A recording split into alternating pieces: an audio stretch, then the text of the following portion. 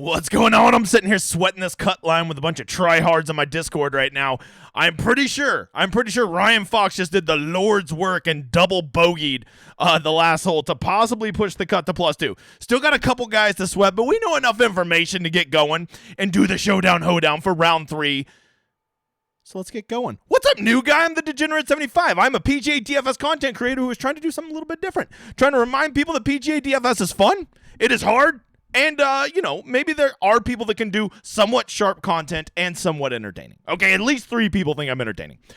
So, if you like the cut of my jib, I highly encourage you to hang around. You might like the next 20 minutes. Also, come check out my schedule. You see it right here above me shoulder there, buddy. I do the Showdown Hoedown, round 3 and round 4 every Friday and Saturday night. That's what you're watching right now, dude. And then, of course, I do the live stream every Wednesday, 7 p.m. Lord's time zone. As always, be there. That's Central, new guy.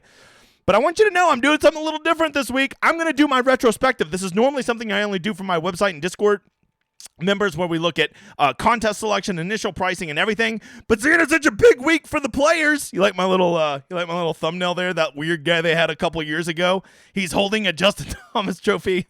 I don't know what's happening. It's funny, though.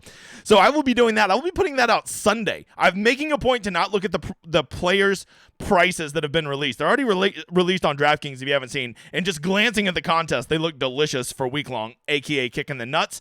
So I'll be talking about that and how I did this week at how I did overall. Week long, showdown, everything. I try to be open and honest about my success or lack thereof as a DFS player. So wait till the very end if you're a guy that likes PrizePicks, because I'll give you some thoughts on what I like for PrizePicks tomorrow, which, by the way, yes, I know I'm not going to do cricket. I just thought it was funny that they have cricket, so I put that up there. That's just to remind me to talk about it. I'll also be giving you 4 guys who are really good historical round 3 scores, because I'm telling you, there's something about guys who typically score well on round 3. I think it's a mentality where they say, fuck it, I'm going at every pin. So we'll look at that. Let's start. We always start, if you don't know, the cut sweats, which is about to change. It's going to go even higher now that it's going to be +2 once this updates, because last I saw, unless Greg Coach, unless he makes a birdie, but he's in the rough, so I doubt it. I think that this number is going to be pretty high. It's already at over 10% in all of the contests, and it's going to get higher. Obviously, if it goes to +2, there's a lot of really good players sitting there at +2. Let's see if I have any of my guys who are on that +2. Yeah, it's going to help me get Seamus in, Noren, and then Morikawa can go fuck himself. He's actually my best single entry this week. It's a really good lineup, but it has Morikawa. So whatever, Morikawa. I can't wait to lose more money on you next week, you slapdick. If you want full transparency, I didn't do a ton of week long this week. Wednesday night, I legit bitched out on like $1,500 worth of lineups. I just didn't have a hot take this week. I played a couple weather edge lineups, played a lot less. And you know why? Because I want to play Showdown. There's just such a bigger edge at Showdown. I would rather just put more money into Showdown. I won the big $5 contest yesterday. I was winning the $20 by 27 points after the morning. And then the win said, hey, how about we just don't fucking blow all afternoon and turn this tournament into John Deere and let John Rahm and Patrick Cantlay make 58 birdies. So I still got 4th. That's cool. A couple more top 10s. A win. Never sneeze at a win in the GPP. Killed it again today. Couple top 10s, Club Twirl, and my baby, the $10 18 max. So, this is why I play more Showdown and less week long, because at the end of the day, I don't like to be kicked in the nuts. If I did, I'd just go pay somebody to send me a kick me in the nutsogram, okay? That's what week long is. Week long, you need so many things to go right. I get it. The prizes are amazing, but I'm just telling you why I play less of it and play more Showdown. Not to mention Showdown cash, 1,000,000 times easier than week long cash. Just trying to help you, brother. Just trying to help you. Look, you know what makes PGA DFS fun? When you're not having to fucking deposit every fucking week. So if you go look at my contest, hey, I got some 6 of 6s. All right, I didn't even know I had any, to be real. Definitely below average, but it's whatever. A lot of my 5 of 6 rate's really high this week. Like, I had a very high 5 of 6 rate. As you can see, looking at my lineups, there's just always one asshole in every lineup in there. And that's how it goes, right? I don't worry too much about it. At week long, literally when I hit submit and it locks, I'm like, well, all that money's gone. And anything I get back is just a bonus, right? Now with Showdown, I actually do expect to get a portion of my money back just by playing basic wave edges and doing this crazy thing called checking the fucking weather. I know. All right, let's talk contest selection for tomorrow. I will tell you, if you didn't see, last night, I could foresee this. I tweeted at DraftKings, and I was all up in my host here, and I said, give me better contest for round 3, because round 3 is where DraftKings notoriously shits the bed. So, A, I'll give it up. DraftKings, literally, I pointed out 5 contests I wanted them to bump the prizes up in, and they did it in every single one of them. The $100 single entry, $200 single entry, $44 club twirl, the big $5, and of course, my baby, the $10 18 max that I worked so hard to get created. So, kudos. But now time to shit on DraftKings. I think me and you have a different definition of bumping up the prices, okay? I don't think bumping it up 20% was exactly what I had in mind. DraftKings, fuck, get it together. However, I am thankful it does seem to be trending in the right direction. I will tweet at them again tomorrow, or probably tonight when all these fill very, very quickly, and I'll be like, you should have made them bigger, and hopefully we get even bigger ones for Sunday Showdown, where I think the biggest edge of all 4 days exists, okay? So, for tomorrow, even the big $20, the main pitch and putt tomorrow, pretty good. 25% up top, that's just basically what it's always going to be. I've accepted that. I am open to playing in this when it's 25% up top, not 28%, not 33%. When it's that, it's get the fuck out of here. The 5-5 tomorrow is actually about as delicious as you'll ever see it. 25% to first, which is awesome. 60% of first goes to second, and then even 14th place is 125th of first. So, like if you just want to build 1 or 2 lineups tomorrow, I'm telling you, that 5-5-5 is kind of the nuts. I like it a lot. The $100 single entry, awesome. Best tournament out there. They're up to, it was 30,000. Now it's up to 35. Let's take our wins. Hopefully we get it up to like 50, 60,000 consistently. So, if you're one of those guys that plays $100 tomorrow, you'd be so much better playing a $100 single entry than going and tossing 5 in the old kick in the nuts lottery contest. They bumped the $200 single entry from 20,000 up to 30,000. It is a very, not very good, but a pretty good price structure, very playable. I always love the club twirl. Might have got, I don't know. I got top 10. That's all I know. In the club twirl today, it's just a tournament I always seem to have success in. I love the payout structure. I wish they'd bump it up and get it closer to like 50,000 in the prize pool, but we got to keep filling it up. The $33 single entry, a backup $100 single entry, a backup $200 single dollar entry. But I know a lot of you are playing on a budget. Dude, the $1.20 max, just love that tournament. I don't play in it, but I think it's a great structure if you want to build. 20 lineups is a very good number of lineups to build for Showdown, right? Usually it's easier for me to play a slightly bigger pool at Showdown because I'm more willing to play guys that are kind of, or they could guys. And so because of that, I've always found 20 to 50 lineups kind of be my sweet spot. I don't usually put 150 lineups in at Showdown. $5 single entry is great. $12 single entry is great. And if you really want to mass multi-enter, but you ain't got millions of dollars, just go do the 50 cent, man. This is a pretty good contest, right? It's a good way to learn how to MME, mass multi-enter. So there you go. Better contest tomorrow. Good DraftKings. Thank you, but not great. Let's be great on Sunday. All right, we're moving on. How'd the course play today? Well, honestly, not as hard as I thought. Yes, hard. It was hard. It was not easy out there. The course played exactly 1.5 strokes over, and it was almost a perfect stroke difference between the two. Oh, did they just call it for darkness? No. Okay. Sorry, I'm still seeing if Coke's moving the line here. Okay. Which if he does move the line, some people are going to need some Coke. You know what I'm saying? It looks like it's going to be +2 is what they're saying. Okay, it's 97% with old Ryan Fox doing everybody a solid and double bogey in 18. What you want to know is the wind was blowing harder in the afternoon and the course played harder. But what I will notice after 2 days of noticing this, and I'm going to give a little credit to my dude Model Maniac for pointing this out, I think that they really watered the greens a lot because, yes, they are hard as concrete, but this course, it normally bakes out in the afternoon and gets borderline unplayable. But I think that they knew with the winds blowing that they could not have crazy fast runaway greens like they normally have here. Even with the ball rolling on Ricky Fowler today, that's not something we've seen a lot of. They knew that if the winds were blowing and it was too baked out, that they would almost certainly have to delay play like we saw at the Amex a few weeks ago, right? So the greens are not, they're just not as punitive as we've seen, and that is really one of the big protections of this course. And because of that, the scores have not gotten out of control. Matter of fact, there's been some really good scores. What, Connor shoot a -6 today? My God, man. Oh, by the way, played Corey Connors in my lineups, and Taylor Montgomery. Good people. Let's see.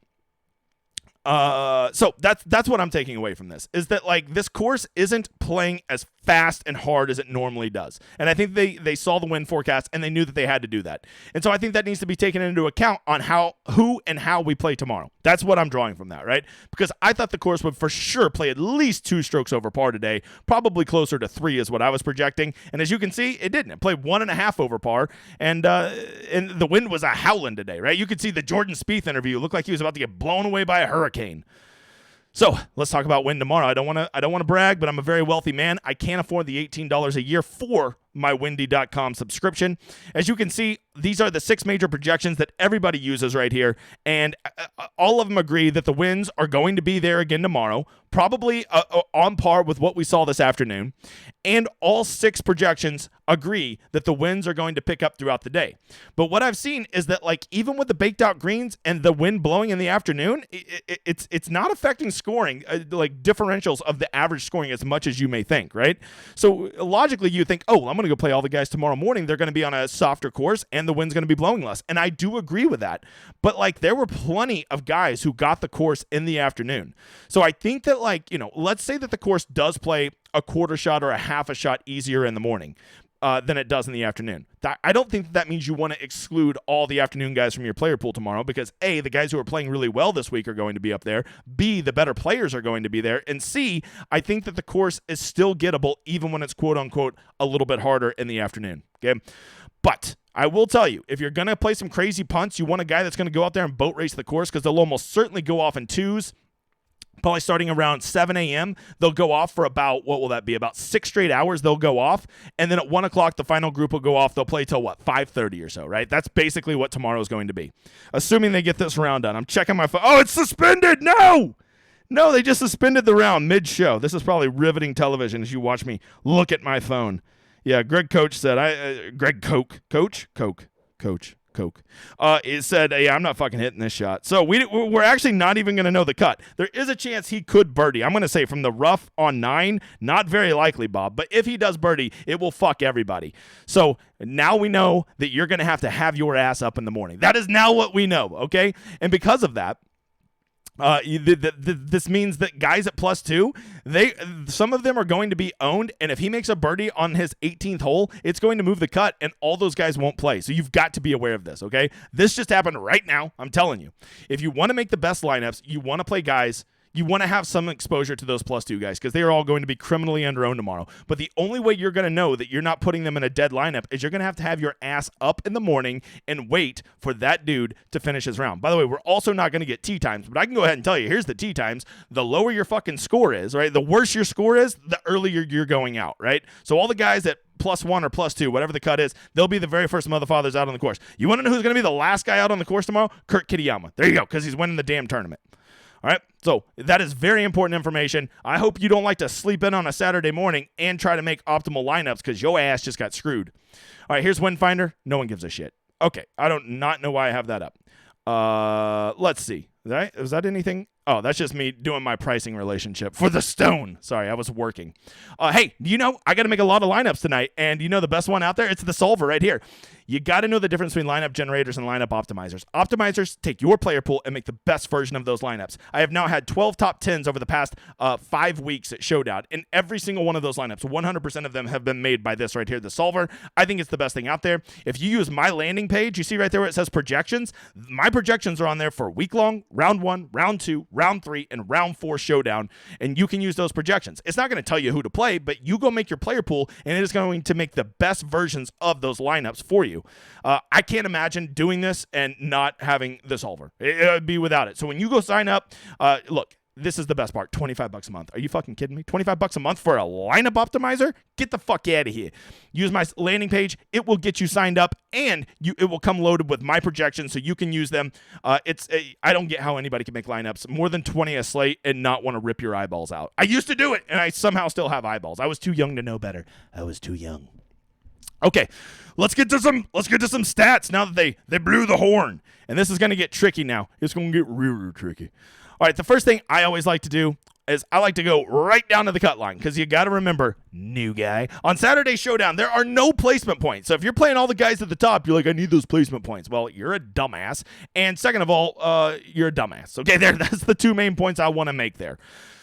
Right now, as I told you, the cut is currently at +2. But if our boy old Greg got a little coke on your nose, makes a birdie on his 18th hole, which is not likely. I'm telling you, it's not likely. Last I saw, he was sitting in the rough, and that's already a hard-ass hole. He's 207 out from the rough. Good luck making a birdie with that, bro. So I would say probably something like 98% that it's going to be, the cut is going to be +2. And so what I want to do is I want to go look at Fox, Henley, Seamus Power, Zach Johnson, Alex Noren, S.H. Kim, and Davis Thompson. All these guys are going to play tomorrow, and you're going to get them all at 1%. First of all, people are not going to play them because they're not even sure they're going to make the cut. Second of all, people aren't going to play them because they think, oh, they're too far back to get me any position points. Dumbass. And people are thinking, oh, they're playing bad. I don't want to play guys that are playing bad. Or you could. So this is what I'm telling you, man. If you want to know the key, if you go look at every single good showdown lineup I have, there are one or two guys in it where you're like, what the why the hell did you play that guy? How can you can't play Thomas Dietrich? He withdrew last week. You can't play him in round 1 showdown. Or you could. Okay, it's showdown. It's a single round. Weird shit happens. John Rahm's a god. He's the best player ever. He could never have a bad round.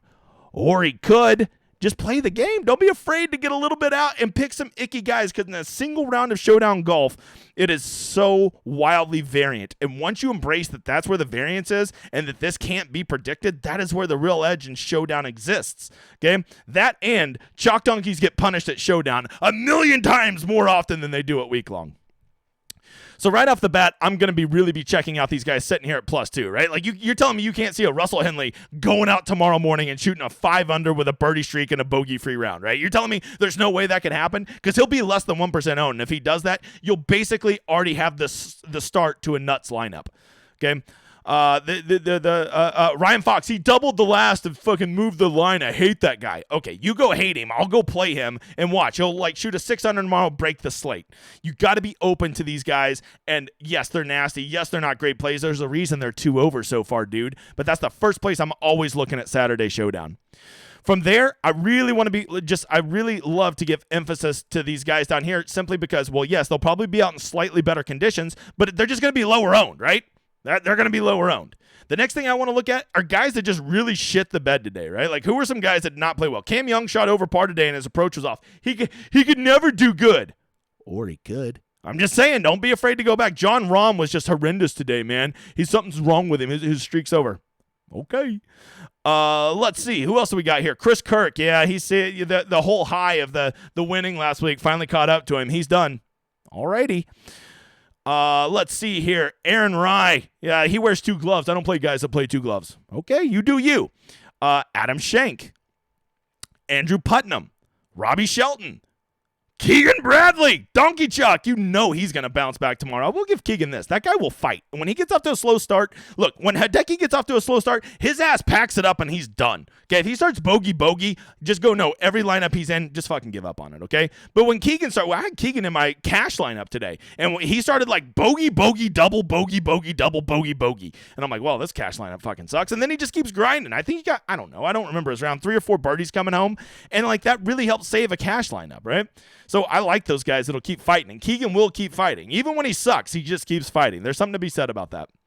All right, from there, you know where I like to go. I like to, and by the way, the guys that I'm automatically fading tomorrow, you want a quick list? Corey Connors. Justin Thomas was unbelievable today in the tougher conditions. I've got to play tomorrow. I'm just going to let you know. This is an anecdote. I have no proof of it. But every time Justin Thomas has a God-level round in the worst conditions, he always sucks the next round. Anytime he seems, oh my God, he gets the easier conditions tomorrow, and he played amazing, got to play him. Every single time he lets me down. I would be shocked if he's not the highest owned guy tomorrow. Taylor Montgomery, Kurt Kitayama, these guys that all had great rounds today, I don't want to pay the ownership premium, so I'm out.